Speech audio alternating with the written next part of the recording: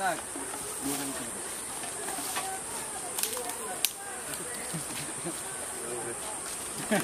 Ada nih Pak. Apa sih Pak? Tali ikat sana Pak? Salah ikat, kecepatan ikat tali dari sana tuh. Di sana yang perlu tali itu bang. Itu makanya nih.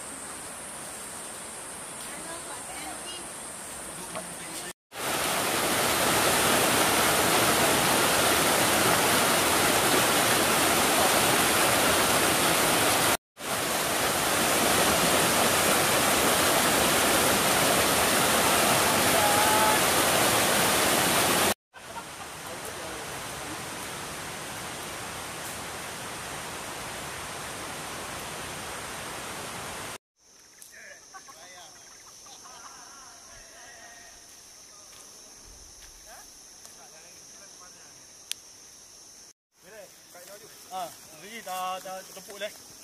Saya dah bang.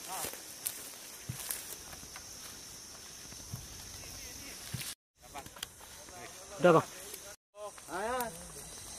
Ya, ini ekor tupai yang paling mahal ini barangnya. Ini yang paling mahal. Ekor tupai.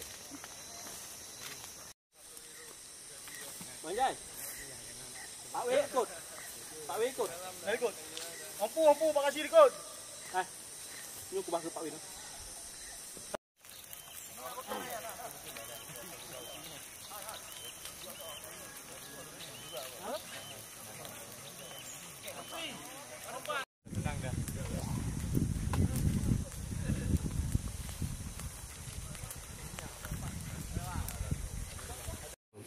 Kami dari BNNP Aceh dibantu oleh TNI dan Polres Aceh Besar memusnahkan ladang ganja lebih kurang 3,5 hektar dengan jumlah batang 6.500 batang di Desa Pulau, Kecamatan Selimum, Kabupaten Aceh Besar.